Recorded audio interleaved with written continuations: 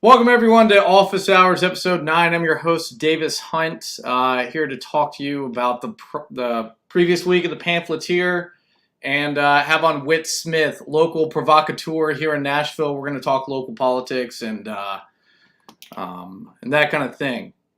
So, if you don't know, the Pamphleteer is a daily newsletter. We're modeled after the Alt Weekly. The Alt Weekly in Nashville is the Nashville scene. We cover cultural stuff. We're not really a breaking news organization perspective. We cover cultural issues. We put out film reviews. We have a nice event calendar. I'm realizing that I need to put on my headphones.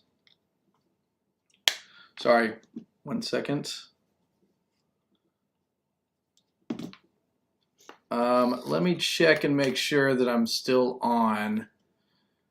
Yes, I believe that works. Excellent.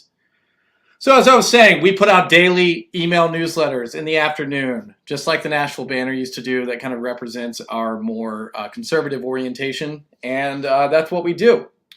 So in relation to that, us sending out a newsletter every single week, what I typically do during this time is I go through the previous week at the Pamphleteer.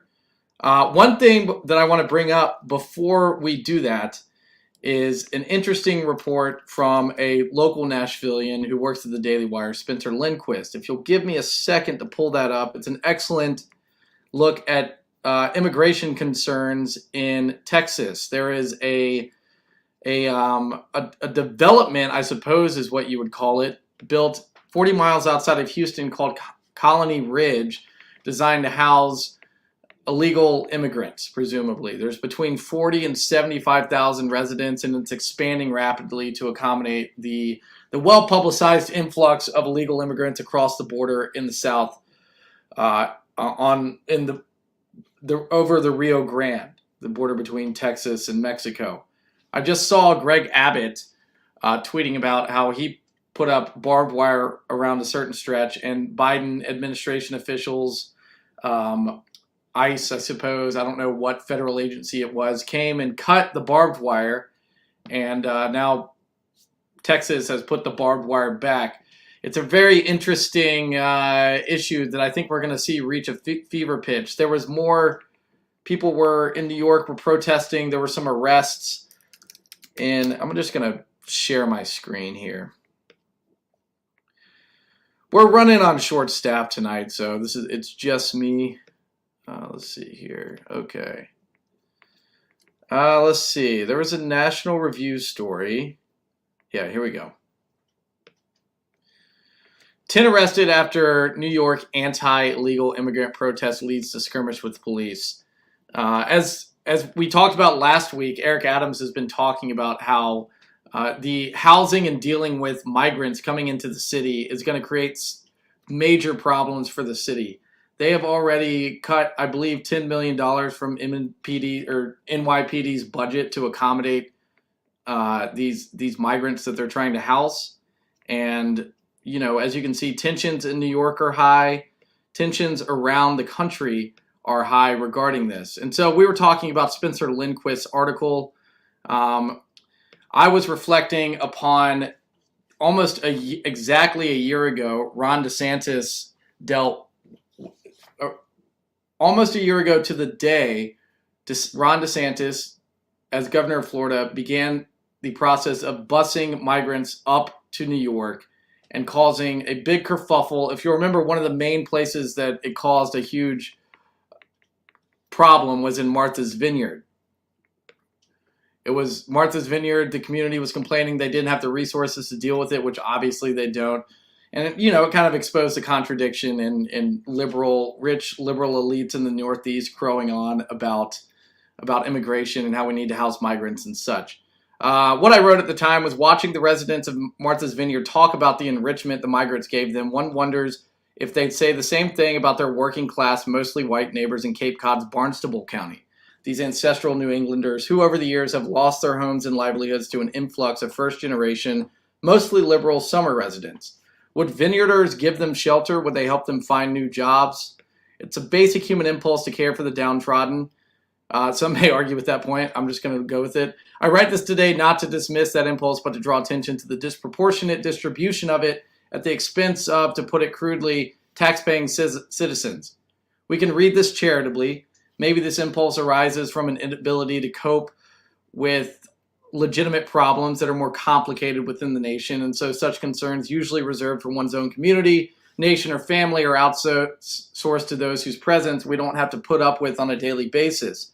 In other words, the outsourcing of concern to migrants and immigrants, etc., provides a convenient buffer between people who are politically engaged to some degree or appear to be or appear to want to be, and actually having to look at the result of their politics. This is like a well-trotted out line of inquiry and criticism of liberalism in the U.S. It's a bit like pornography is to sex, a simulation of the real thing. For coastal elites, the advocating for the settlement of migrants and the unimpeded import of them into the country at the expense of people that live south of them is like a bit like pornography is to sex, because they're not actually having to get their hands dirty and deal with these people like states like such as Texas and Florida are. But that's a charitable reading. A more political rendering would reveal that affluent liberals and locales like Martha's Vineyard genuinely despise their southern and middle American, mostly white counterparts and use migrants to flex on them. Showering migrants with praise and admiration, offering them jobs that might otherwise go to citizens already in the country, and incessantly crowing about the irredeemable racism of people that don't live in cities. I wrote this a year ago. I didn't re-edit it when I posted this. I don't know that I'd say the people that don't live in cities. I think it's more directly Republicans is probably a more accurate way to describe it, or people who vote Republican, the Republican base, or who is perceived to be the Republican base. A lot of the aggressive encouragement of migration in this manner is a direct affront to those who oppose it on economic grounds, on grounds of national sovereignty, etc. The populist platform that Trump ran on that was so effective in 2016. My opinion on the matter hasn't changed much. Much of the lackadaisical attitude towards issues of border security and the proud, boastful elevation of migrants seeking passage into the country indicate real animus toward existing taxpayers and citizens who don't have the luxury of shielding themselves from the massive influx of new and foreign neighbors. This reminded me of this Aldous Huxley quote: "The surest way to work up a crusade in favor of some good cause is to promise people they will have a chance of maltreating someone," wrote Aldous Huxley. "To be able to destroy with good conscience, to be able to behave badly and call your bad behavior righteous indignation, this is the height of psychological luxury and the most delicious of moral treats." And I think that you see this attitude expressed into the yawn, as we've discussed here before, and as Jacob Siegel has written about in Tablet, the liberal yawn towards concern about issues of this degree that actually affect people that are in a class below the people who are making decisions that allow migrants to come in, steal jobs, reshape communities, etc. I think that most of our viewers are going to be familiar with all these arguments. But whereas Spencer's article is great, I'm going to pull it up real fast. Like I said, I'm going solo tonight, so the show might be a little less fluid than normal, but we're going to do it anyway. So you can see some helicopter footage here of this massive development in 40 miles outside of Texas. It's in the midst of rapid expansion. Let's see, what else? I mean, here's them driving through it. It kind of looks like an unfinished development that they just kind of stuck a bunch of trailers on to accommodate people. He goes fairly in depth in this thread. I'll put it in the comments. Thread on Colony Ridge immigrant settlement, if you want to look at that. So that's all I got to say about that. Next up, we're going to be talking about Freddie O'Connell's first appointment to his transition team, Alex Jahangir. Jahangir was a trauma surgeon, a former, I don't know if he's still a practicing trauma surgeon, to be honest, but he oversaw and helped lead the city's COVID response. His most famous gaffe was keeping Metro Nashville public schools closed while he sent his kids to a private school, USN, University School of Nashville. O'Connell appointed 3 people to his transition team: David Esquivel, Christy Pruitt-Hayes, and Alex Jahangir. So on Monday, he announced this Friday. The Friday morning following his victory, he announced the appointment of these 3 people. Jahangir being the most controversial among those who had a problem with the city's COVID response. And a lot of people would argue that they were just doing what everyone else was doing. Frankly, I just don't think that's a good enough excuse. We can be an autonomous city. We don't have to be beholden to the trends and priorities of other cities. We can operate independently. And our COVID response could have been, theoretically, an expression of that. Matt Malkus did an excellent job writing a book review of Jahangir's book called Hotspot, A Doctor's Diary. This was kind of a celebratory book in which Jahangir celebrated his efforts as Nashville's COVID czar. It reads a bit like a diary, lamenting mostly his personal troubles and the hard time he had making certain decisions. At no point during the book does he reflect upon whether the decisions he made were right. We know a lot about COVID now, a lot more than we did at the time. The book came out at the almost a year from today, on September 15th. Was the launch party for it. All this stuff, that's very strange how this works out, isn't it?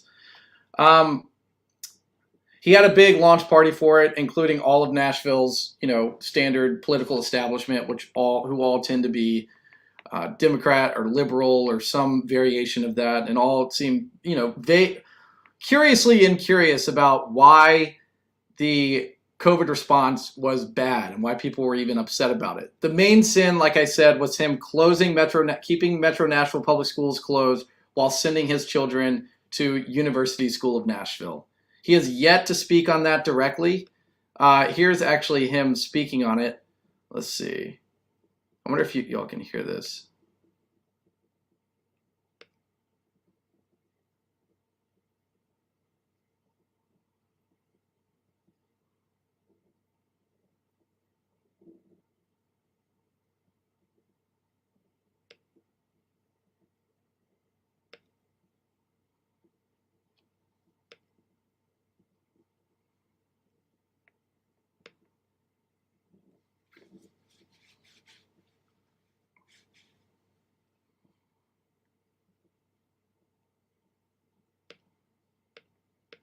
All right, y'all can't hear. Anyway, what he's basically just waffling around the fact that he decided to open up. I'm not going to show any of these videos in. He's waffling around the fact that he opened up schools, made the decision that he thought was appropriate for his own family, and Adrian Battle, the then head of Metro Nashville Public Schools, made a decision that that was appropriate for Metro Nashville Public Schools. What he downplays is his influence over Metro Nashville Public Schools' COVID policy and when they would open up. Matt Malkus does an excellent job in this article. There's a couple of high points that we'll hit. Speaking about the lockdown, admitting that it was a lockdown, he at first called it the safer at home order was kind of the dystopian labeling, market-tested title they gave to it, but it was a full-on lockdown. He even said it. It was a pure lockdown, pure and simple. What we now know about lockdowns, and in the article, Malkus goes through some of the research that's shown that lockdowns ultimately had almost zero effect on the transmission of the virus. Jahangir, in his book, has a great opportunity to reflect again on his policy response to COVID. Not once throughout the book does he bring share any sort of regret or show any indication that he would have done things differently next time. I assume, I don't know the guy personally, and I don't really, I'm not really, I don't know him personally, and so I always feel weird criticizing people that I don't know personally. I would rather criticize them to their face, but he clearly was operating by like governing by the numbers, spreadsheet governance, as I call it, I suppose. One of the bigger effects of lockdowns was that there was a 25% increase in overdose deaths from pre-pandemic baselines, mostly at ages for which few COVID deaths were recorded. For example, National Health reports just 38 deaths under the age of 35, as compared to 200 overdose deaths at these ages in 2021 alone. So more people under the age of 35 died of COVID or died of drug overdoses than died of COVID.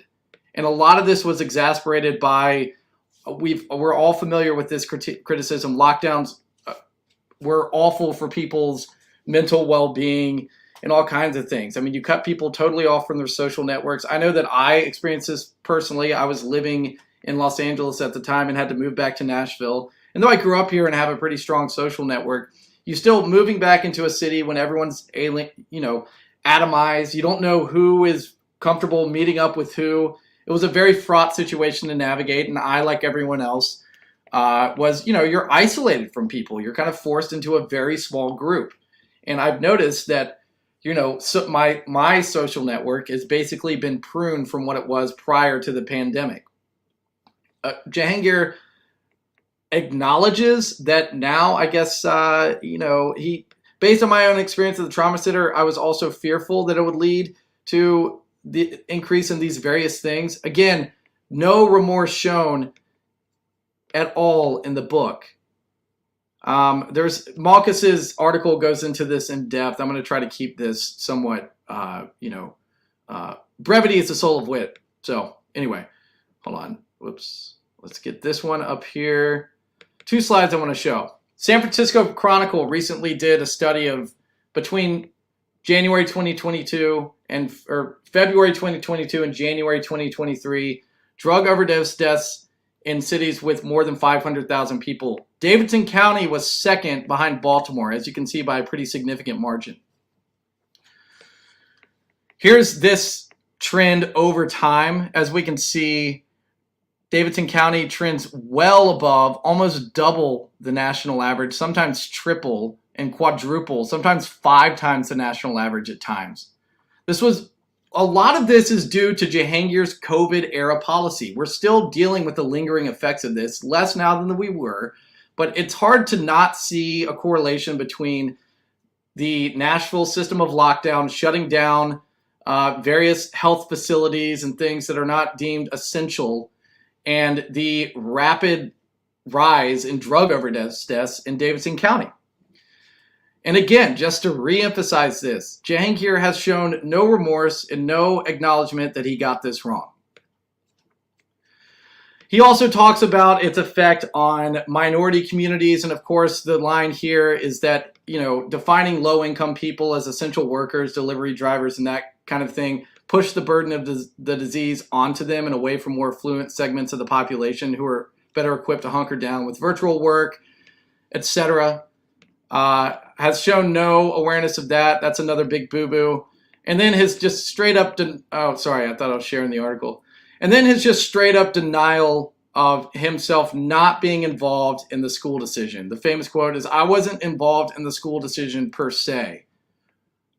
He's playing you for a fool to think that the so-called COVID czar does not have any influence over Metro Nashville public schools. So, all that is to say that Jahangir, this guy, where is he? Nope. Sorry, Jahangir, this guy was one of Freddie O'Connell's first appointments to his transition team. A guy that royally screwed up during COVID, has yet to atone for his mistakes or even admit that he made them, and has, as Emily Evans put, former council member, it's a giant fuck you to people who put their kids in Metro Nashville public schools. This was a huge deal. People learned that it was very ineffective to educate kids from a laptop or whatever via a computer. It was very ineffective. It was awful for the performance of students in public schools. And Jahangir here was the first appointment. In my opinion, this is pretty damning for the O'Connell administration in that their first move is this. And look, I've been very critical of Freddie O'Connell and his campaign and just in general his platform. And I don't try to shy away from that. I am very skeptical of how effective his platform can be in a city like Nashville. And I don't think that it's tailored, his ideas are tailored specifically to the city, even though he may claim to be a native here. His policies are basically direct imports of policies from bigger cities, more dense cities, more liberal, progressive cities. And his attempt to apply them here and make Nashville into something that it's objectively not is misguided. I may complain about my inability to walk to the grocery store and get a cup of coffee or go to, the neighborhood watering hole or whatever. I kind of can. I mean, it's like a 2-mile walk, so I wouldn't do it regularly. But O'Connell seems determined to ignore the actual reality of the way that the city works. So, Jahangir's appointment indicates that he's disconnected from, the vast majority. Well, I guess I can't say vast majority of Nashville's. The people that he's connected with, the people that show up to vote, and the people whose paycheck depends on his orientation with the public government and what departments he's going to cut and whose pay he's going to cut and who he's going to pay more. But as far as people who actually send their kids to public schools around here, he's clearly out of touch. And I think that kind of undermines his whole platform. All right, sorry, I keep adding the wrong. Let me see, how can I get that out of here? All right, so let's on to something lighter. Three Crow Bar in 5 Points was just purchased by the guys that own Buds and Brews. That's that cannabis bar in Germantown. I can't remember what street it's on. That'll be a really big vibe shift in 5 Points, though. Having a cannabis bar down there, I think that's really going to change the vibe. And I'm glad I don't live over there as they're developing that. On a more positive note, in West Nashville, which is just generally more aesthetic and sane, in my opinion, that's where I choose to live. The people that own Pinewood Social, it's not Strategic Hospitality, which is run by the Goldberg brothers who started Pinewood Social, but it's the new buyers, have bought this firehouse on Charlotte next to ML Rose. And that thing's right by ML Rose, between ML Rose and Smokin' Thighs. I don't know what they're going to do with it. Maybe they'll put it in a restaurant. We'll see. I see Whit Smith has joined us. Whit, give me the thumbs up if you're ready to come up. Can you hear me? All right. Well, so I'm going to bring up our guest, Whit Smith, local yokel. We're going to talk about local politics and a number of other things. I've already gone through, my normal. That's what we write about over the past week at the Pamphleteer. If you liked any of that, sign up for our newsletter. Here, I'll throw up the banner. Yeah, sign up for our daily newsletter. There we go. Now I'm going to bring up Whit. What's up? How you doing, bud? Can you hear me? Yeah. You got AirPods? Okay. Yeah, I got AirPods in, and I'm outside, so there's Katie bugs because my kids are about to come home and make a lot of noise. Perfect. I love the Katie bugs. I just saw a snippet of what you were talking about, the firehouse there. So I knew the guy who owned the shop and that property before they sold it. He was like he was a like vintage car mechanic who sadly hanged himself or killed himself. I don't know how he killed himself, but he killed himself I think a couple of years ago. But anyway, like I don't know if you recall the Frisk Center having, or whatever they call it now, Frisk Art Museum, having this like Italian car display there. But he was like the judge, and like he judged the Pebble Beach and all that. But he was a really good dude. Yeah, he was a really good dude. And so I drove by it earlier today, and I know you live around there too, so you probably go by it somewhat frequently. I drove by it earlier today, and there was a group outside, and they had the garage door up, and they were, peering around in there. And I looked inside there; it just kind of looked like I don't know what they were storing in there. But I did not know that it used to be a mechanic's garage, or at least not in my, jumbled memory that I can recall. Yeah, he'd bop around in cool old cars, but he was a really nice guy. Nice. There's a lot of classic car guys around there. There's some other ones behind. Like, what is that? Behind, like, Thistle Farms, there's 2 separate shops of guys that I know around there that run, restore old cars. Right. So, car dudes. Yeah. Well, hey, thanks for having me on here, man. Yeah, thanks for coming on. So, you know, I mean, like, I guess it's Wednesday, and Thursday night was when, you know, we got a regime change here in town. So true. What's your off the cuff? I don't know. How you feeling? Okay. Like I met him a few times in the past when I would do like bicycle advocacy stuff back when I was more liberal. I still commute by bicycle quite a bit. He's a nice guy, from what I could tell, but he's also like if you look up Bugman in the Urban Dictionary, like he also pops up like he's like the penultimate like Ivy League Bugman Yes. now, and it's like dude, he wrote this like really insane article about unmarried equality and all this stuff. Oh yeah. You know, and you know, he went. I think he went to MBA. You know, he's a dude, and it's like the perfect. It's kind of like you get what you know, you harvest what you sow, or whatever, you reap what you sow.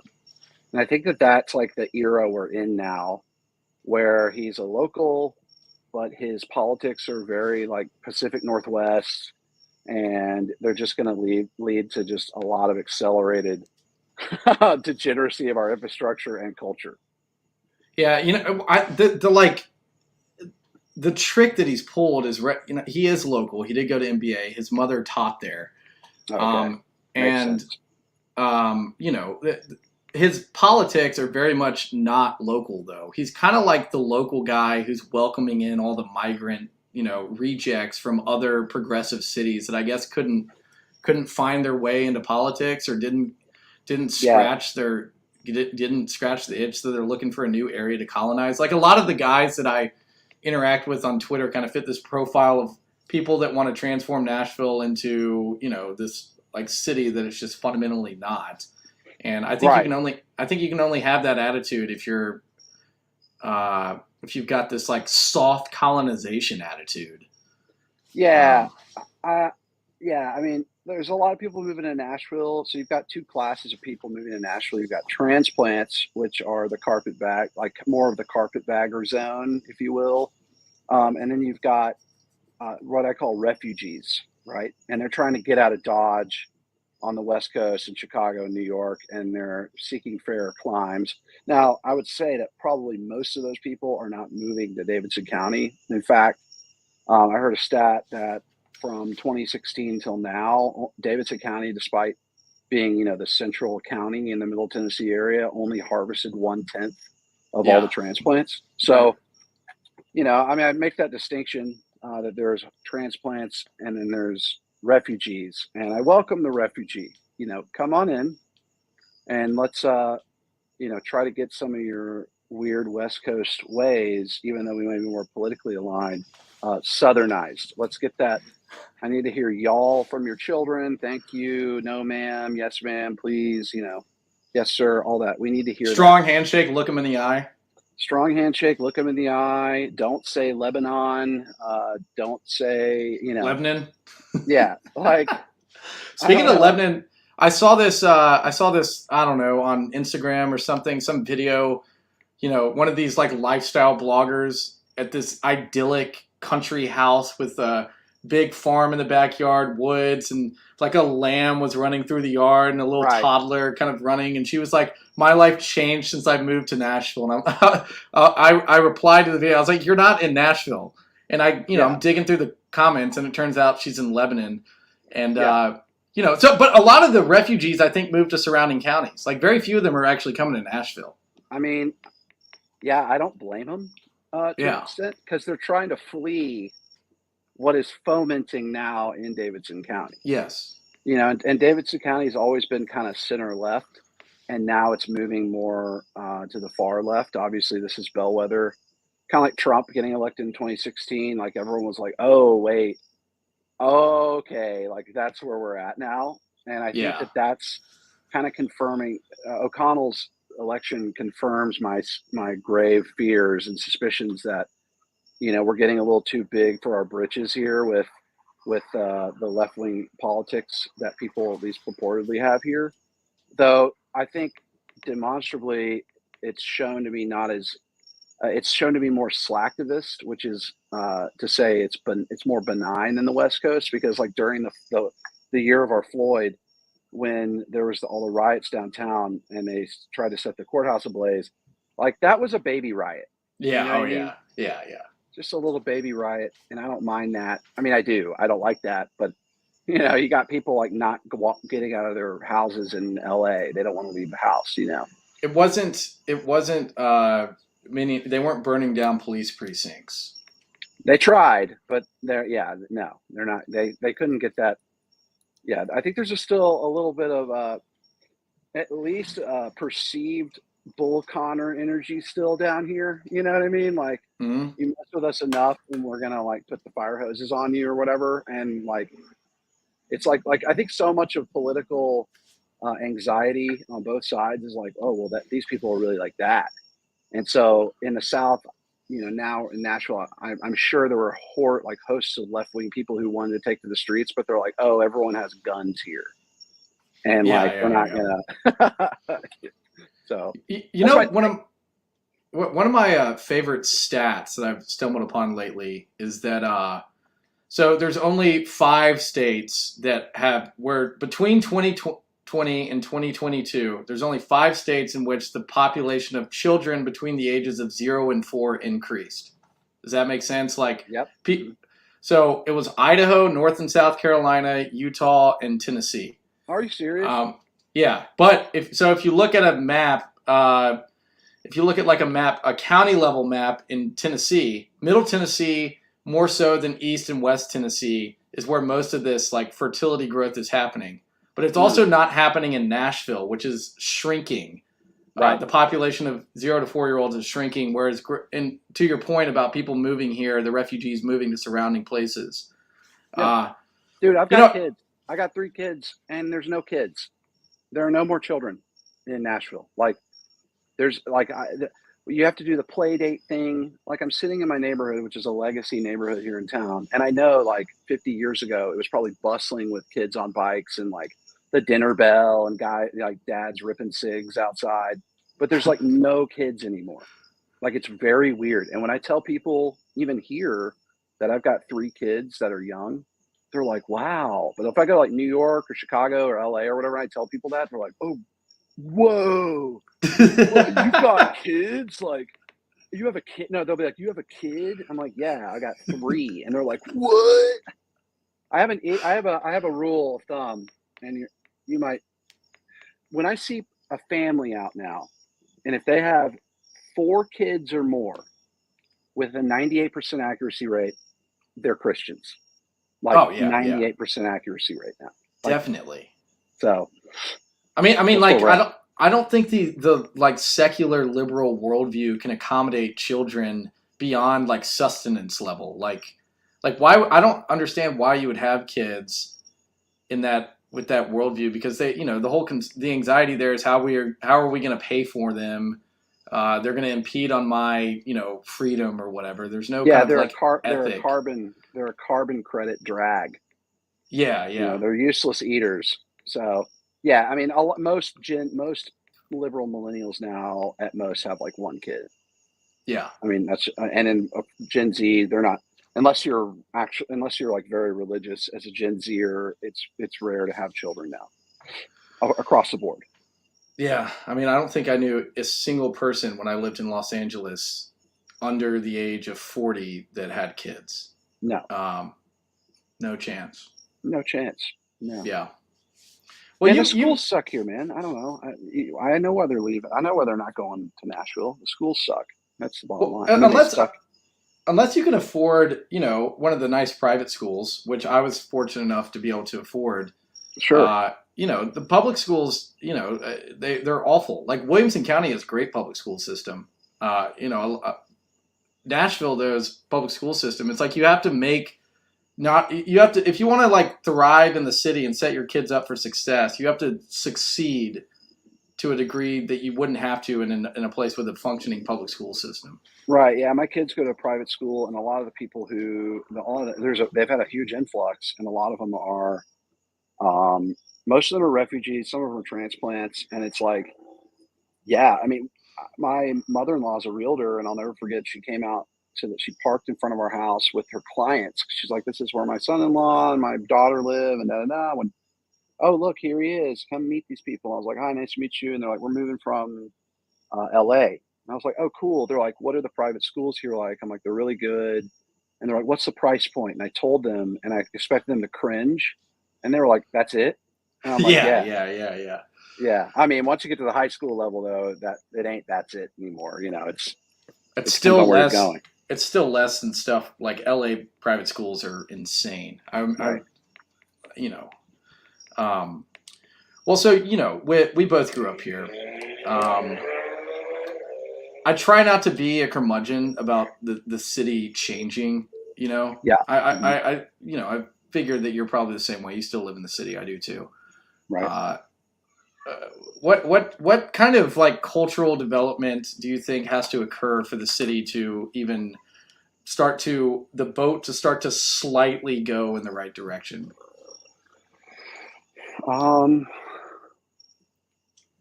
I mean, dude, I don't know at this point. Um, I was hoping this last election cycle would have really been a vanguard for some sort of like, garden and gun renaissance of the city or something, some like, right wing adjacent, yeah, like Yeah, kind of comfortable right renaissance or whatever. But I don't really know, man. I think that, I mean, I read a book called The Big Sort a couple years ago, and that's kind of a popular phrase now where people are self segregating into their political, with their political contemporaries. And it's like, yeah, I don't know. I think Nashville is, especially with this last election cycle, I was very aggrieved when I saw the results. I was like, oh, okay, like, oh, huh. I mean, I think honestly, the only way that Nashville, or at least let's talk Davidson County, that Davidson County itself could turn, like, right the ship or whatever, is if the state of Tennessee were like come in and like abolish Metro, yeah. and like get it back to a city county Yes. separation, and like redraw everything according to like historic, whatever the old city limits were, and like let people appeal to like rejoin Metro. But I think if given a choice, or like rejoin the city of Nashville, because I'm sure there'd be other like parts left out, Bellevue and things like that that weren't, to my knowledge, a part of the original city limits. I think, barring something like that, like intense pressure from the state, at like a very high level legislative, very high legislative level, I don't think that politically Nashville will recover unless O'Connell makes it so bad that there's a natural rebound. But again, this is all predicated on the presence of families, right? So, you know, I'm married, I got kids, I got a wife. Most people in Nashville, especially like newer people, I mean, there's families here. I'm not going to say that, but like most people who are moving to the outer counties, they're like families with dads that are conservative who care. And like I'm like the only guy like that on my block. And so, you know what I mean? Like I've got Yeah. skin in the game. I pay taxes. I don't want all the funny business. I don't want the pit bulls roaming around. I don't want crime everywhere.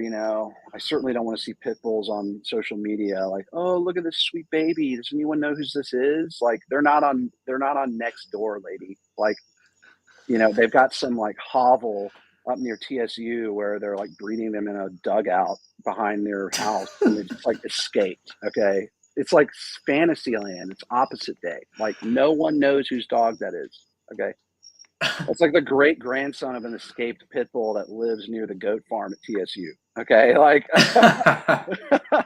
so, to answer your question more succinctly, I don't know. I think we're going to undergo a further big sort, and barring some sort of like frankly, like white population, like birth rate renaissance or something, and then like people just going, you know, we're gonna step into the breach and like take back our city, and the state's like, yeah, we're gonna, you know, undo Metro. Like I just see it turning into Austin, and like, Yeah. you know, so it's Become a bit become it. pessimistic. Well, I mean, it's hard to envision a like the cards are so stacked against us here. You have every single bureaucrat in this city just jumping for joy that O'Connell's gotten elected. You've got all the media rounding up behind him. Like some of the articles that came out, that you probably don't read as much local media as I do, No, but no, there was like a slew of articles. Like, here's who Freddie O'Connell is. Here's how he wrote. He won the mayor's race, and I right, was just imagining, like, this isn't like the like Democrats are the real racist thing when you say, oh, right, but what if he was black, or reverse the race roles? It's yeah, like if Alice had won, they would have done none of that. It would have been some like doom and gloom thing about how MAGA Trumpers were taking control of the city, even though Alice was a very moderate candidate.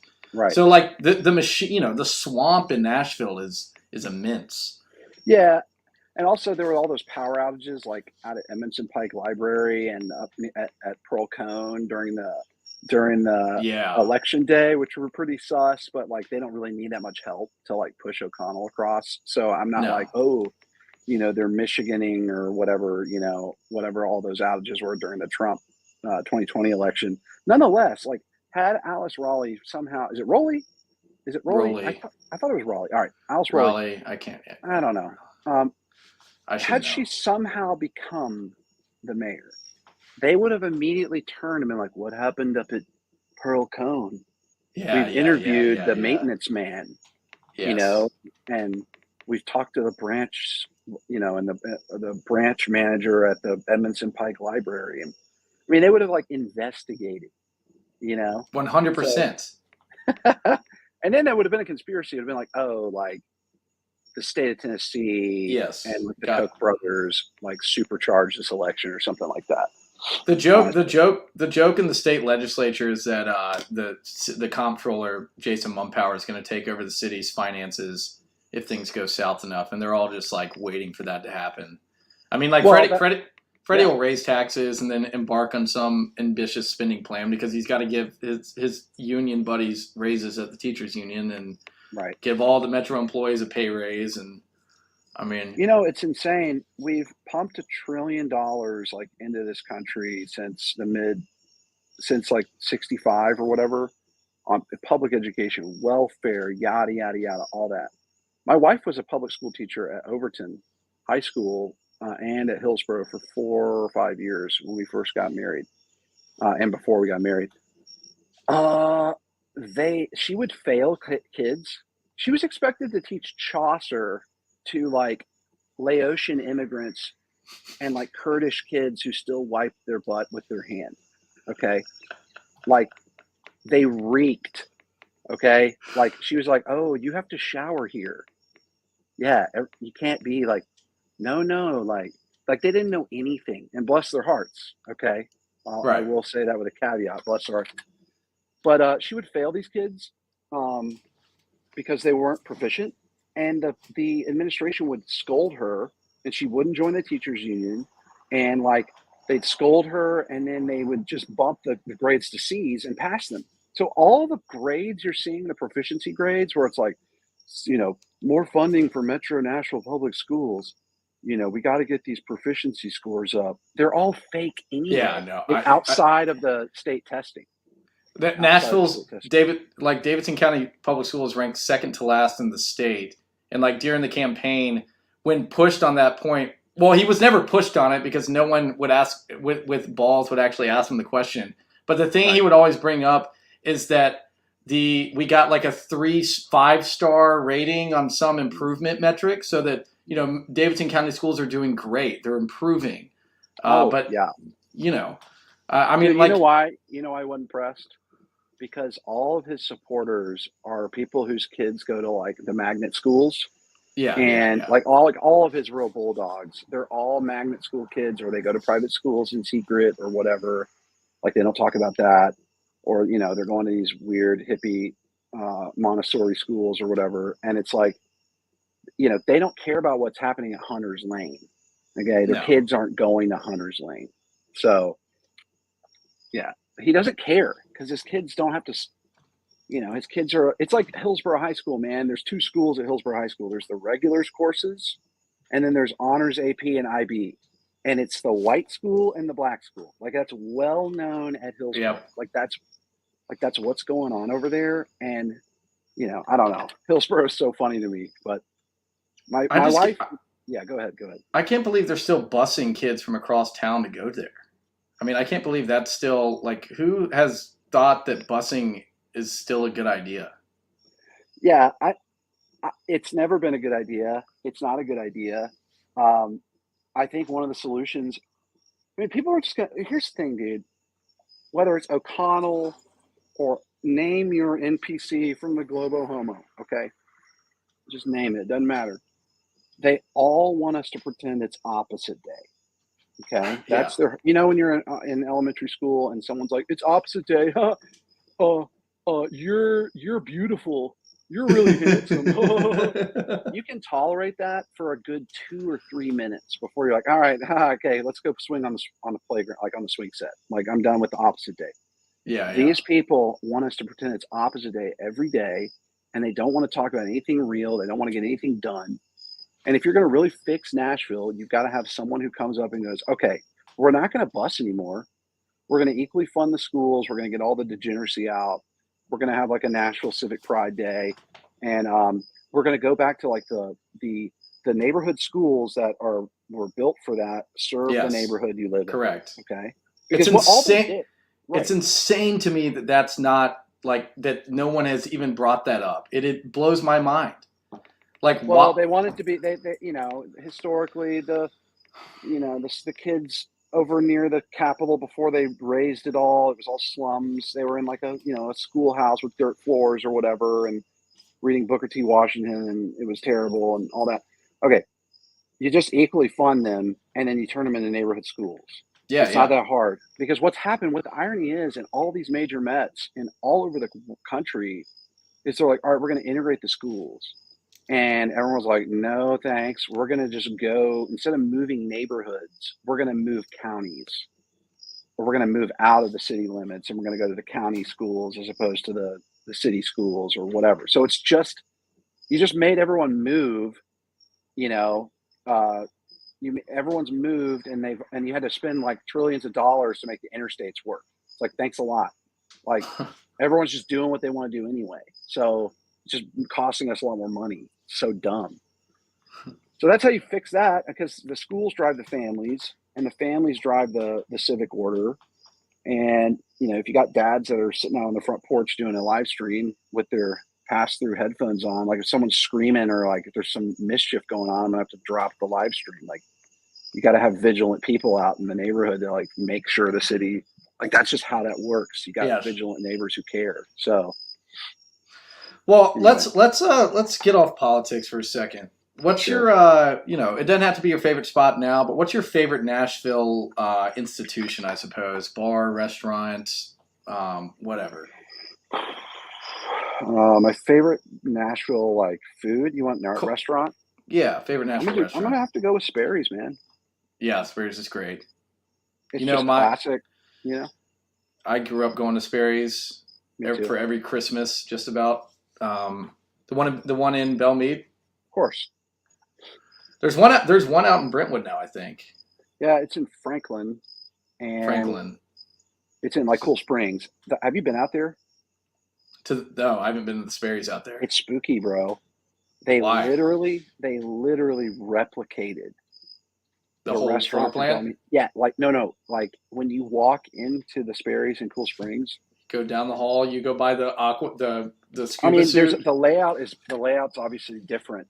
But like if you were to like say sit in the dining room, like if you'd been to the first one like once, and then they blindfolded you and dropped you off at the one in Cool Springs, you'd be like, oh yeah, I'm at Sperry's. Oh, okay, cool. Take me home. It's like 10 minutes down the road. You're like, no, you're in Cool Springs. It's spooky, dude. Like they have it's like It's like Disney did it or something. Like it's like Like perfectly appointed. like the wax on the tables is just inches thick from them, Yeah, the just waxing lacquer. those table over the years. Yeah. Sperry's is great. I What's also yours? grew up. Sperry's is good. I grew up going to Sportsman's Grill too, down the street from that, Classic. and I kind of miss that. People in that part of town go to Sam's more. I don't know what happened to going to Sportsman's. It kind of has lost There's its not enough verve. TVs. Yeah, the TVs aren't big enough. Sam's has got a shit ton of TVs and they're huge. I went there with my Um, dad a couple months ago to Sportsman's. It was good. I mean, Browns is an obvious one. Everyone likes Browns. Yeah, Browns is cool. Um, Browns is one of those spots though that like so many like just like I don't know NPCs who are just like NPC foodies are like, oh, Browns. Yeah, Browns dude. is the Yeah. best. I'm like, guy, nobody went to Browns. Like, like you. I mean, people did, but like, I don't know. Like, you're like, it's almost like a like restaurant Sambo, if you will. They're like, oh, Browns has the best burger, and I'm like, you only think that because someone cool said Browns is good, Yes. and you're like, Yeah. no, I go to Browns. Like, have you ever heard of Browns? But yes, I don't want to shit on your selection. They do have good food. I just haven't been there in like a decade. I used to go probably 7 or so years ago to they got music there on Sunday afternoons. Like you go there, At the Browns? old yeah, they still Okay. do. It's a nice Sunday hangout. People bring their kids. Oh, that's cool. Um, yeah, I like going to that. I'm trying to think where else. Cafe Coco, dude. Cafe Coco. Well, when It's I was probably like like, 18, maybe 16. dude, Cafe Coco is like the grimiest. Like it is the like real freak flag, like Gen X, Oh like yeah. you know, Central Perk kind of grime zone. Sorry, my Japanese chin is spinning around and barking chong chong. It's actually his birthday today, which I'm not fond of saying. I don't like giving honor to creatures without a rational soul. But nonetheless, we did get this Japanese chin who's completely retarded and inbred. He's barking. Hey, Chong Chong, come here. Chong Chong. Hey, stop. Oh, there's a cat. At least he's straight. All right. Anyway, Chong Chong. Trying to yeah. think where else. Rotiers, RIP. Oh, Rotiers was amazing. That might be my one. I mean, God, I love that place. Dude, like the son of the Rotiers family, one of them, like a grandson, like he was like homeless kind of, and like I'd see him around, and it was really weird. The thing about Rotiers is, at least when I was young and we go to Rotiers, it was like like Ashland City great aunts who would like slang the food around, and Yeah, like yeah. now before the demise, it was like like meth women with their babies Yes. like in the kitchen, You like in know, a stroller. my dad's. I don't know what the position's called at a bank, but the person that just his contact at our bank growing Right. up Yeah. was this lady, and I went in there, not long after I'd last spoken to her, and she was working in there. No And way. I didn't want to like ask about what if something bad had happened to her because she seemed to really enjoy working there, and I used to go in there and enjoy, you know, Yeah, you were an enjoyer. yeah, that place was great. There was another place like that that's been shut down, surely. Well, Uh, Rotiers, they would make you a milkshake, but they weren't on the menu anymore. Like they didn't put them. They hated making them, but they were like the best milkshakes in town. yep. Like every time I'd ask, they'd be like chocolate or vanilla. Like kind of like, oh, son of a bitch, we're gonna have to get the purity out and like boot up the machine. I thought no one knew about these. It's like, yeah, everyone knows. Okay, it's your secret menu item. It's like the only one you got. Other That place was packed too. It's just so like intimate. You go in there and you're like packed into a booth. You're right. like it feels like everyone's just sweating and spitting on one another. Yeah, I mean that was old Nashville, man. Like you walk Yeah. in, it's like a fern bar, like Sperry's kind of place, and the Cheers vibes and all that, and you had like Bill Purcell paraphernalia, and like I don't know, like all that's now just like now everything's glossy and has like chill house music playlists, and it's Yeah, like, it's or all the like, same. Ford truck commercial, like jangly Lightning 100 music. And it's like, all right, I mean, no one I know, like, where is like, dude, let me tell you, I was in, so my wife bought some Lululemon. Okay. She's not one to buy all that, but I went to go return some at the Lululemon in Green Hills. Do you remember the Purple Cow Granny White Market? Yeah, yeah, of course. Okay. Uh, you might not remember all this, but like Steven Tyler, like when the developer who bought it or whatever, they turned it into a twice dailies. And there was a guy who had a ponytail named Dan, and he ran it for forever. Like local fixture, great guy. And they shut it down. And dude, I was in the Lululemon, and this guy, a FedEx driver walks in with like a big dolly full of packages, and I was like, Dan, and he was like, yeah. I was like, dude. He's like, he was like, yeah, I know. And It's so sad, man. I go, bro, I grew up across the street from your shop. I came in like every Friday afternoon. My mom would get us ices and like Slurpees and stuff. And he's like, yeah, man. And dude, he lifted up his FedEx uh, shirt, and he had a Purple Cow T-shirt on underneath it. And I was like, if Wow. that isn't the like Globo homo at work, Oh, man, that's sad. it's sad, bro. I was I used to sad. go there because I went to Oak Hill for elementary school, and I lived on, over in Forest Hill. So we would Yeah, go past Granny White, and like we would stop there. It was always a huge thing stopping at Granny White Market. it was lit. Yeah, Yeah, I grew up across the street. So right by Radnor. yeah, Yeah. Shenandoah Court. Well, shit. What you been reading lately? I've been reading. I've been reading a few things. I've been reading the Penguin's History of the World. I've been reading 16 Popes Against Modern Errors. I've been reading the Book of Enoch. Hmm. I've been reading like Atomic Habits by James Clear. That's probably one of the And better self-help books. I read that as well. it's so good. Uh, yeah. It's great. You, I you know, love it. someone suggested to me, not that this is any more interesting than the Book of Enoch, but someone suggested to me another one of these. Everyone has like their go-to productivity book, and I'm as much as I kind of despise the whole idea of these like business self-help books. Reading one of them every once in a while, I think is good. There's this one called Pitch Anything by Orrin Claff. That sounds familiar. An innovative method for presenting, persuading, and winning the deal. I think that's going to be my next business book to read. Does it come highly acclaimed? Oh yeah, on Amazon it's got 3,000, 3,500 5-star ratings. Well, at Yeah, least dude. 1,500 Indian bots liked it. Wow, I'm looking at the page right now, and one of the reviews has a guy looking. It's a picture of a Mexican. What the? It's like just a picture of a red beans and rice. Oh yeah. Wait, is that like a review? Yeah, it's a 1-star review. This looks like a And schizo thing. yeah, it sounds schizo. It might actually like literally be schizo. Yeah, yeah. You have to Um, distinguish like real schizo and like yeah, like schizo and just schizo.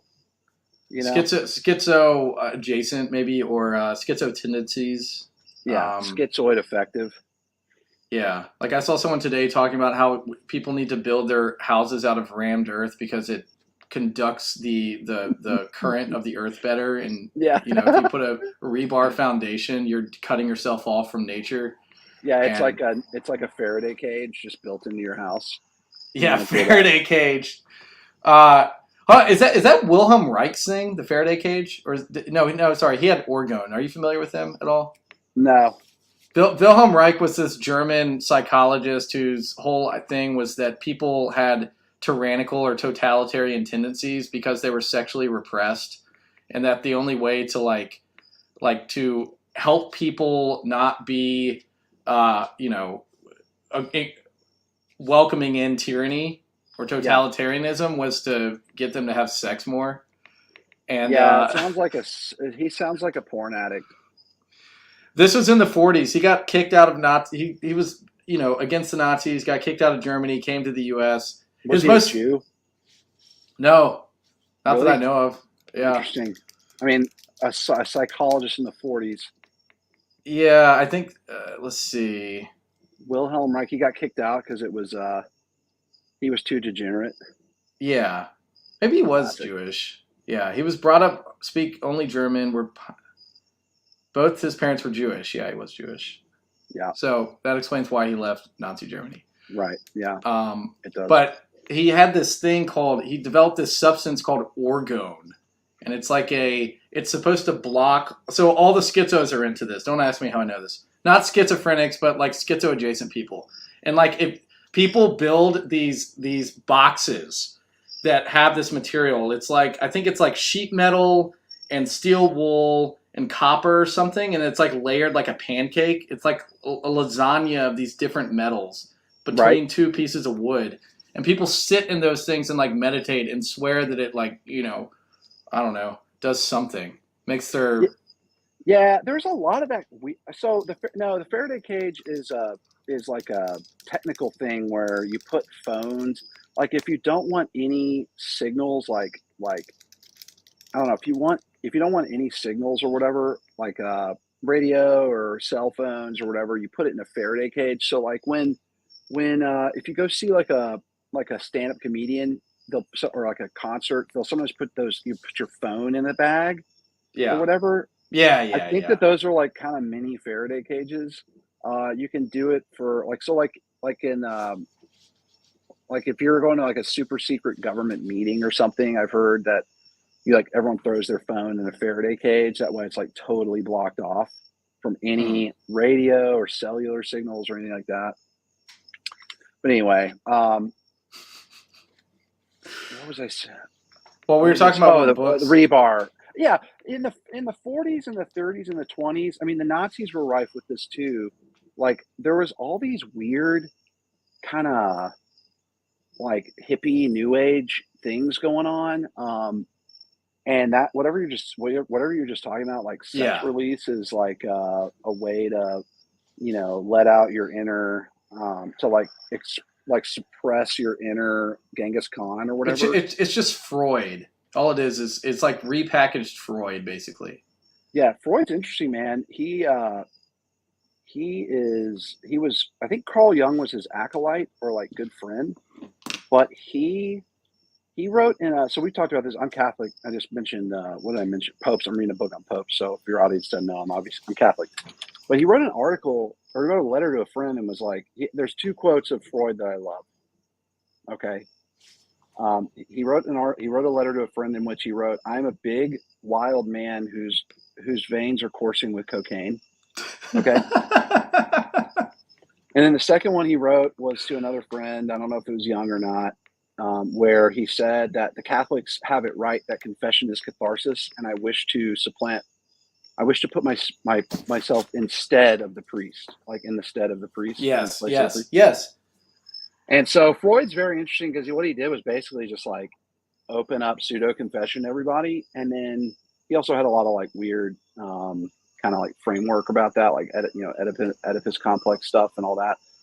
But even beyond that, which is not even, I mean, that's weird, but it's so normal now. It's not that weird. But like if you look at some of these kind of fringe things, like where we're talking about, like the ether and like all that stuff, you're a lot of that now has been like incorporated in like new Twitter. Like people are like, oh yeah, like the Challenger spaceship, all it did was hit the first firmament. Like Yes, yeah. SpaceX really just hit the firmament. That's why they keep blowing up or whatever. It's funny and like I don't know. I have no idea about what's happening in space. Okay, I just know what everyone's told me on all sides. But yeah, there's all these like weird kind of like kind of flourishing pagan ideas that were happening in the 30s and 40s.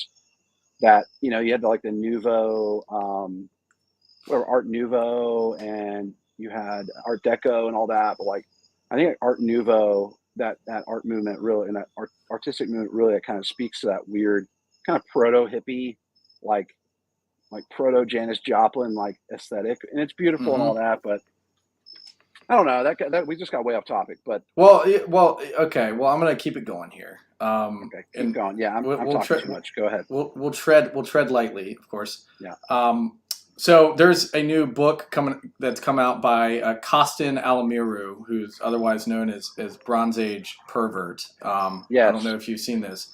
I read the introduction to his book, and the only reason I bring it up is because it has something interesting to say about what you were talking about. This kind of like new reemergent paganism, and like a lot of what this kind of like joyful rebellion against the liberal world order, if you will, Uh-huh. comes from a spirit of youthful rebellion against Right. like the against bourgeois orthodoxy, or just kind of bourgeois strict orders. Hmm. And to some extent, it's fairly natural for there to be this kind of youthful rebellion. And Right. the ideas and stuff that kids trade in now just happen to be, um, just anti-liberal ideas. Right. And I think that a lot of it, I honestly think that a lot of it is unserious. Like, it's very unserious. Like, if you think about it for more than, if you take it a couple of steps down the reason train and think about how any of this stuff would be applied, how are you going to disrupt the medical, the big health or whatever Hmm. with like esoteric health tips about grounding and exposure to sunlight and yada Yeah, yada cut the yada. grass. This and that. You can apply that in your own life, but it's like it's crazy to think that a lot of these things can actually come to fruition. So, I don't know. The way that he lays it out, he says that the three main political forces that let liberals, more broadly Western liberals, are against is like the populist movement, as epitomized by Trump, the Yep. genuine white nationalists who have zero institutional power, but they're like fundamentally racist, and that's what motivates their politics, Hmm. and then the youthful rebellion who are just having fun playing with ideas that upset people. And I'd never Yeah. seen it described that way, which I thought was pretty accurate.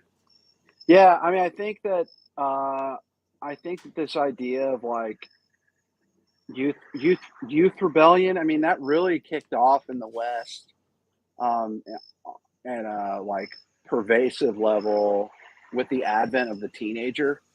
Yeah, Okay, yeah, so yeah. like you did, when you were saying that, I immediately just thought of like ancient Egypt. Like I'm not sure there were like punk bands in ancient Egypt. Like they just like No. they were like, oh, like Qumran has decreed that we will go gig 40,000 frogs in preparation for the solstice or whatever. They weren't like, yeah, they weren't like, we're gonna go off and smoke the weird stuff that the Indians brought us from India or whatever. Yeah, I don't know. Maybe there was stuff like that, but like, you talk to like octogenarian, you talk to super old people, and like maybe now, I mean, maybe 10 years ago, you're talking like a 90-year-old, and they're like, they can't like comprehend the framework, I, I because think I think that what it is, sorry to interrupt, but I think what sure. old older civilizations and Hmm. what the US used to be able to effectively do was take the excessive thymos of like a young kid, his like Hmm. desire to make his mark in the world or whatever, and they channeled it more effectively. They're like, okay, you can go to the army and fight for a cause that we generally all agree is objectively good, and not have to Hmm. worry about this like parasitic government, whatever. Right. It seems like there were more institutions and ways to deal with that excessive male rebellious energy, and those have been either destroyed or demonized or something. And so now it's like it's become kind of weaponized in a way in this, because they don't have any place to go. Like all these kids on Twitter that are posting about this stuff clearly have a lot of kind of, some of them may have mental illnesses, A others of touch them of have, autism. yeah, but others of them have like good energy that would otherwise in a well organized culture might have a position doing this or that, and the civilization's job is to help get them into those positions. That's Fukuyama's argument for why liberalism is the last form of government, because it so effectively deals with that problem. And I think that we're kind of seeing a breakdown of that, and that you have so many alienated, kind of talented people, frankly, that feel like there's no opportunity for them, so they turn to this radical kind of very extremely rash lashing out against the prevailing order that might be less tempered than what it was previously. Yeah, I mean, I won't doubt that people got rowdy prior to the 1940s and 50s. You had the Bolsheviks didn't just come out of nowhere. And mind you, in the 20s and the aughts of last century, you had anarchists throwing bombs in like opera houses and things like that. So like people were driven, ever since the advent of the printing press and the Protestant Reformation. We don't have to go there tonight, but ever since the advent of widespread kind of encouraged autodidactism, just like self-learning, self-cultivating, self-knowledge, without any Yes. true tether to to a like consensus authority. You're going to have this kind of revolutionary spirit to lesser and greater degrees. I mean, honestly, like we had the Western canon, the great books. People respected the institutional. There was not an institutional crisis in America like there is now, where people are just like wholesale throwing out the medical industrial complex. Because like that's one of the things about COVID that actually was something that I didn't grieve it, but I was like, this is a bummer because people who are like smart, who know about germs and making sure we don't have Ebola and all that, like they really jumped the shark, and it was Revenge of the Nerds for 3 years. And now you have people like your grumpy uncle at Thanksgiving being like, I don't go to the doctor anymore. And it's like, Yeah. you're like, I mean, I get it, guy. I do get that 100%. But at the same time, like it's a total loss of faith in the institutions of the civilization that are actually like at least categorically like there for the common good. And so you have a lot of people now who are like, yeah, everything's fake and gay, and like I'm gonna go, I'm gonna go touch grass and do whatever. That's fine. It's good and healthy and vigorous. But really, to like Scott Greer's arguments, if I may, like he's like, yeah, it's fine to like want to go bug out and like live in the country, but like you're just gonna like form. This isn't like the actual like imminent collapse of the Roman Empire. Like we're probably another 100 years out or 50. We still got gas in the tank. It's like you're kind of jumping the shark and like turning not getting involved in the polis in the civic life, which is one of the reasons I've stayed in Nashville. So another thing, man, is like people aren't like they don't believe in God, and they don't get married. And I know you're single, and I don't want to I'm not ragging on you. I'm just saying, No, like, it's fine. a lot of this energy, dude, like a lot of the like youthful like Twitter, like the like all that energy is, they could like that was siloed into like in the Industrial Revolution and like innovative Yeah, competition, and like right. keeping your wife happy and like going to the dance and making sure you had a bunch of kids because it was awesome to have a bunch of kids who could help out on the farm or like in the shop or whatever. But yeah, man, like Industrial Revolution, people getting cars. I mean, everyone's so segmented. We're on, whatever client software this is, not Zoom, but it's like Zoom. We're not even with each other right now. Like, I basically, everyone's like, they want us to live in the pod and eat the bugs. My brother in Christ, you already live in the pod. Okay. You drive your car everywhere.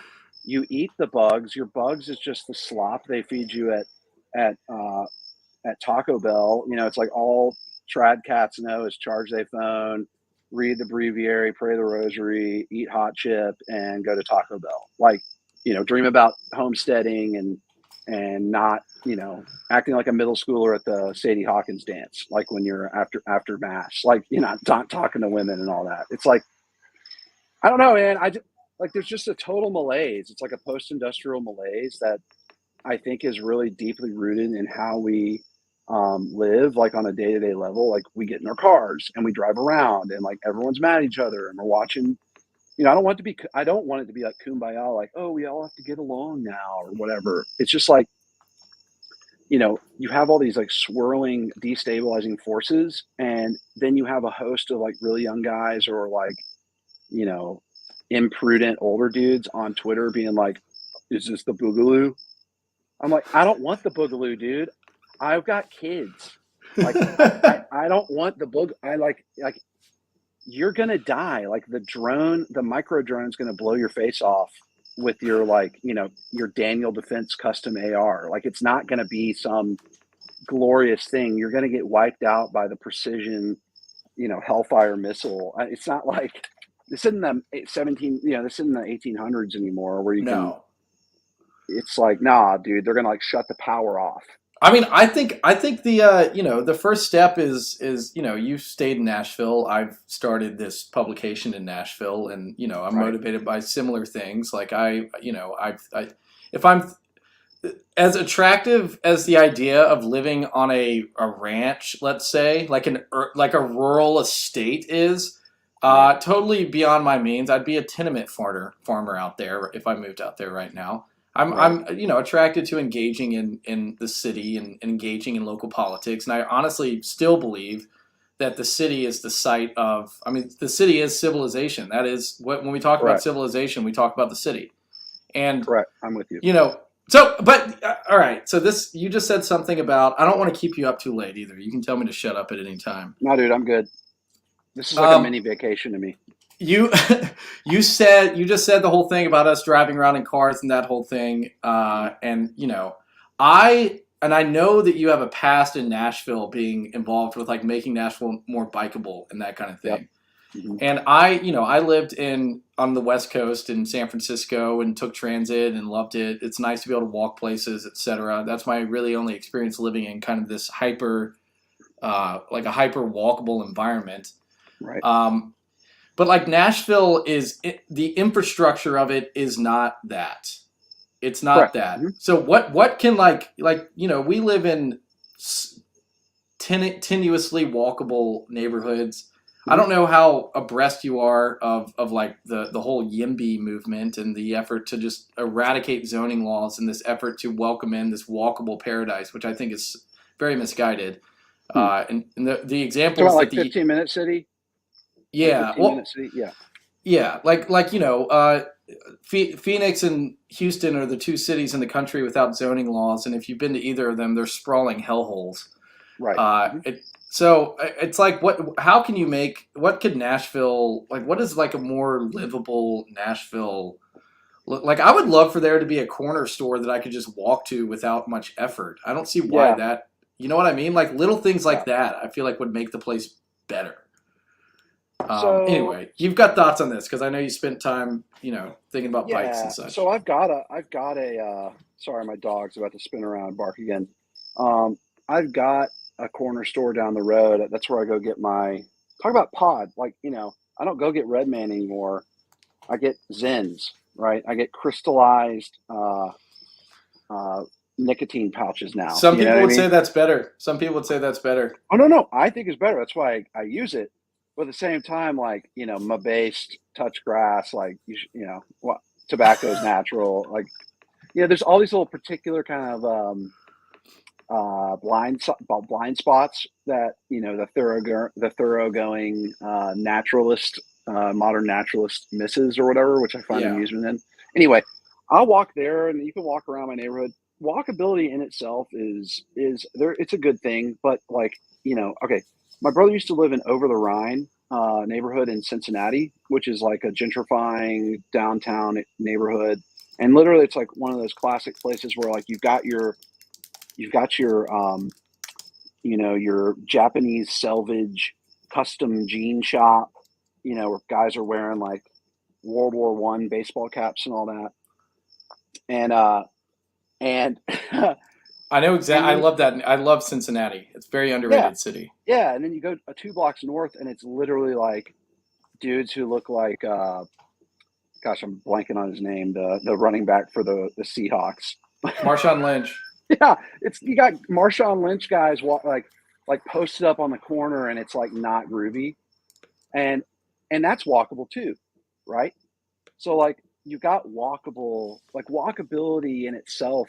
It depends on different scenario. Like, one man's food desert is another man's HOA.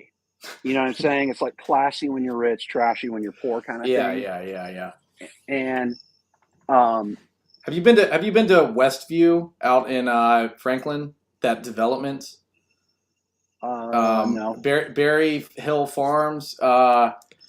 It's West Haven. Sorry. Yeah, yeah, I've been there. I mean, that's like so that's like an attempt to build one of these communities. It's obviously built for like I know that you're on your phone, but for our No, I'm on my audience. laptop. Oh, you are. Yeah. I'm just moving around a lot in my lap. It's one of these like upper class development things for people that can afford it. But it looks nice and it's built from the ground up as a Yeah, it's walkable sweet. community with a built-in school and everything. Right. I like this is downtown Franklin down here, but I like Mhm. the idea of that theoretically. The funny thing about it, and this just shows kind of, and I even have expressed a lot of this skepticism about walkability because of like just the logistics of making it happen in Nashville seem so insurmountable. It's almost like more likely that Napoleon would rise from the dead and take back the Sure. Louisiana Purchase than we get like a walkable Nashville. Hmm. But the joke that goes around town is that everyone that lives in West Haven is swingers. I was literally And going to say that. and so get this. So there's another similar community in Louisville that this guy was talking about on Twitter. And I was just, I'm just interested in these like little redevelopments trying to create kind of new living arrangements. Right. It's an interesting idea to me.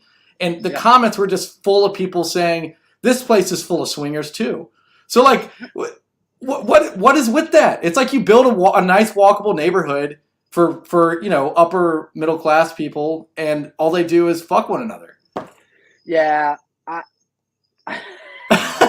they're I mean, like I would say here the exuberance of living in this like nice walkable like friendly place is so foreign that they just lose their minds. They well, just I would get even so say excited. maybe it's because all these mommies are walking around in their Lululemons, Yeah, well that's and they're like, definitely "Heidi plays a ho, role. neighbor." I mean, dude, like infidelity was pretty gnarly. Like it's always been kind of gnarly, and I think maybe it went down in the '50s, and you're like, "Oh, hello, honey, I'm back from the factory." Like, we're on our half-acre lot with my new washing machine. Yeah, but like people like hung out in the yards and their kids played and stuff. But like, there was no jogging, there was no scandalous clothing, or like, I guess there was contextually, but not like it. I guess not like it is now, where it's just like absolutely enticing. And dude, I just it's been weaponized is how I would describe it. yeah, and like all the men are watching porn, and all the women are like expected to act like porn stars, and so, if you're walking down the street with your dog or like or whatever, you're out on the front porch and you got all these people walking around, they're drinking wine and getting kind of drunk in the afternoons. Yeah, you're going to get some freaks who are like, hey, we're having a community party at the clubhouse. You want to come down? And it's like, oh, you live over there? That's crazy. I've seen you working out in the backyard. What are you doing? Keto? I mean, who knows what they're talking about, dude? You know what I mean? Who knows what they're Yeah. actually talking about? But also, dude, I wonder how much of it is like an urban legend, because my wife told me about that theory a long time Yes. ago, and I'm like, maybe there was some of that, and there's always some of that. I would say that like with money too, it's kind of like trashy when you're poor, classy when you're rich, like cheating on your wife, having like a Truman Show sex swingers party or whatever. Um, Yeah, I don't know. I think that these neighborhoods are great. Nashville was never designed that way, because the old core neighborhoods that were like naturally walkable based on the technology at the time are like Germantown, Belmont, Sylvan Park to an extent, and like Fatherland Street, like the core of East Nashville, like those old neighborhoods. Um, I don't, you can't like turn Antioch into a walkable paradise unless like the federal government stops spending all the money in Ukraine and turns around and says, hey, we're going to redevelop, we're going to give grants to each state to like, you know, here's $2 trillion to like revamp your your outer flung like 70s neighborhoods or whatever. I mean, you're just Yeah. not going to, those neighborhoods are by design to live in the pod. So, Yeah, I mean, it seems like, and just the way that Nashville's set up, we don't have really a robust grid here. no, Memphis has But a much more robust grid. sorry, here's I saw someone post this. I thought this was funny. The entire walkable city meme is just a solution to the cognitive dissonance between casual alcoholism and the personal responsibility of not driving under the influence. And like, for a lot of people that live in Nashville that talk about the walkable city, I get the sense that's what they mean. They want to be able to walk to the bar, not worry about having to get an Uber or driving back. It boils down to like very simple things like this. They either want like accessibility to, I don't know. It's the problem. The problem I have with it is they think it's like this panacea that's going to make all social ills go away. If you pack people close enough together, then the conflict just erases, supposedly. Like, that's the idea. Oh, yeah. So this is what the left does, man. They'll take these like Catholic or Christian ideas. So like the living wage, right? Livable wage. That's from Rerum Novarum, Pope Leo the 12th or whatever, and 13th. And like at the time he was writing to the industrializing cities in the 1800s, he's like, hey, listen, you're we aren't the farm anymore. You got to pay these men a wage so that their kids aren't like, have like UNICEF distended bellies, hanging out in the poop the poop alley behind your tenement house. Like, we need you guys to pay your workers well, because the end of a human economy, the telos of a human economy, isn't profit, it's human flourishing, and the family unit is the foundational. The family is the foundational and primary unit of civilization. So we have to order the whole economy towards the flourishing of the family, which is a much different thing than what they're talking about when, Marshawn Lynch, you want to pay Marshawn Lynch a livable wage for working at McDonald's or whatever. Like, it's just not like, that's not reality, and it's not what the kernel or genesis of that idea was for. And in the same way, the walkability thing, like, everyone's like, yeah, I spent a summer in Copenhagen. It was so cool. They do it so differently there. All the kids are happy, and they eat dark chocolate and play this little funny game called Umla. It's so quaint. It's so quaint. They spin a ribbon around a pole, and then they recite this thing, and you're like, okay, yeah. Why do those European cities look like that? Because they didn't have cars, they didn't have electricity, they didn't have antibiotics, they didn't have zoning laws, they didn't have workers unions. They had drunk dudes who built the roads out of stone. And of course, they weren't all drunk, but like, they were drinking mead. Okay, it didn't help. In any case, they're building these hovels, and they're also building grand architecture, right? But the whole city's literally like the heartbeat of the city is like the cathedral, and everything else is oriented towards that. And so, like, you can do the proxy of that, like they're doing with the new stadium deal. Like, you can build a new Coliseum, right? And like try to put some like Bar Louie's down there or whatever, some Woo Girl bars. But like that won't be like, oh yeah, I live in the Titans community. Like, no one's going to be like, yes, as the Titans community, we must stand together against the scourge of the carjackers. They're going to be like, nah, I'm going to stay in the pod and watch Barstool Sports and get on Hinge. So like, packing people close together without a cogent or cohesive like telos, like, why are we here and what are we supposed to be doing? What's gonna happen? You're like, it's all fake. Yeah, I know. Synthetic. That's like my main ideological gripe with O'Connell, and I think just bringing it full circle here, I think that expresses well exactly my problem. Like, they're not willing to even try to unify the city on any other grounds except for this like secular liberal thing, which no one buys anymore. No one buys that shit anymore, except for the very assertive true believers, the people who vote in local elections, unfortunately, and then the people that run for office that support that. So, it's an interesting conundrum. But they're most people are cooperative though, dude. Like, you know, a woeful segment of the population, a woefully small segment of the population voted in the election, right? And like, you know, you maybe had the Bolshevik effect, where you had outspoken people going to the polls and running a train on national politics, and you know, you had your kind of like know nothing guy, like people who don't care and aren't gonna, they don't really care. And the irony is that the local politics matter more than the national politics. Like they just do. Yeah, yeah, Like they 100%. affect where you live. They affect what taxes you're paying. Like like Biden isn't causing there to be 4 patrol cars in the West Precinct from 440 and Charlotte all the way to Correct. Loveless Cafe. Yes. Like Megan Barry is, Carl Dean is. Like that's why Yes. we don't have cops. Okay, because they Exactly. spend all their money and all their time in like cemetery, you know, cemeterial affairs and all that. So That was I was talking before you joined. I was talking about Alex Jahangir, who you know, the COVID czar guy, and how yeah, O'Connell's first appointment was him, and like, you know, total like that's a, disaster. like you don't have to appoint people like that. You don't have to lock down like every other city in the country. You don't have to shut down schools for extended periods of time. You don't have to do these things. There's like this weird. I think that the like progressive people in town think that we have to do this because this is what everyone else is doing, and their greatest fear is like breaking with the collective. Yeah, well, the talk, you know, you mentioned BAP.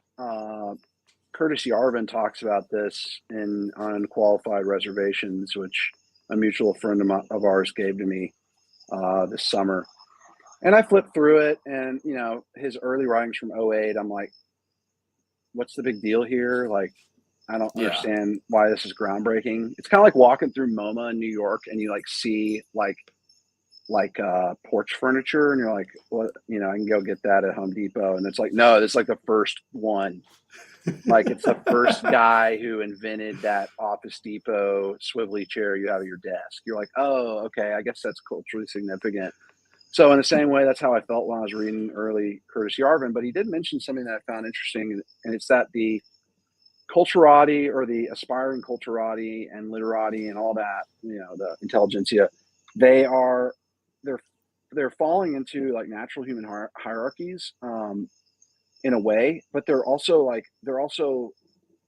Brahmin, like in the Indian caste system. They're like the highest caste of our culture, and I think that in the same way, like with BAP, like right now everyone's talking about like longhouse. You know, everyone's getting longhouse or whatever. We're living in a tyrannical matriarchy of just like swarms of like single women who are shouting down everybody and enforcing the cultural mores.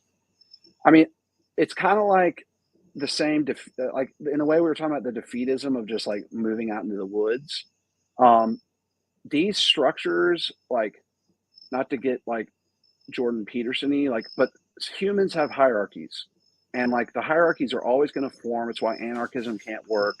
Anarchism is Greek for without order. Like that's unintelligible. There's always going to be order.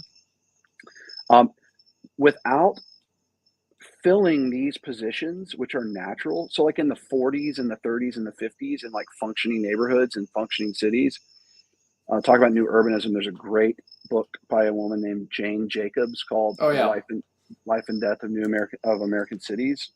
And I read that like probably 10 years ago. But she talks about the neighborhood as like an organ, right? Like the moms policing the kids if they get too rough playing baseball, or like all these housewives are basically like monitoring the street, and there's some dads that are home, or enough men around that if something gets crazy they can yell, and like, you know, the white blood cells of society can go correct the situation. But as we talked about already, like we've crossed the Rubicon of like fragmentation now, and so it's really like you can't do that anymore. But so the Brahmin class is always going to exist. And in the Middle Ages, you had the literate priests and, you know, the bishops and the Pope and the Vatican and all those, you know, the kings and the lords and the counts and the dukes and all that. And then their courtesans. Now you have the PhD class, you have the blue Twitters, you have all these annoying people. And I think a big misstep in modern populism is that, just like with the medical pillar or like, you know, social organ of like the medical community. Like when they're like throwing that baby out with the bathwater, they're like, that's like, those people are all evil. They just want to castrate me and pump me full of pharmaceuticals. You're like, yeah, they might, but like we're all, now that we're with the cat's out of the bag with that, we're always going to have, unless we go into a dark ages situation, we're always going to have like institutional medicine and like medical consensus. And like, you know, unless we start filling the ranks there, or we do something radical, like, you know, split the country up and like restart, you know, with great subsidiarity, like, you know, from a local level or whatever, like say the South secedes or whatever, you know, and we get our own medical people, like those are going to happen. And pushing against that and being like, nope, the elites are at it again or whatever, like that's anti-hierarchy. That's like it's its own Yes. brand of opposite day. Yeah, I agree. The GOP has done a great job of demonizing taking any position of influence in your community or country. Like they've demonized the media, they've demonized academia, they've demonized government, working for the government. They've demonized just about anything you could do where you could actually get into a position to slightly amend the situation. Correct. Well, hey, it's getting late. It's good chat. Stick around. I'm gonna end the stream, but stick around and we'll say our goodbyes. Am I Whit, signing off now? yeah, but stay around. I wanna chat some more. I just wanna Sure. say goodnight, tuck you in. Hey, God bless Pamphleteers. All right, so that was Whit Smith. Thanks for listening, guys. That's our show for the week. We'll see you next week.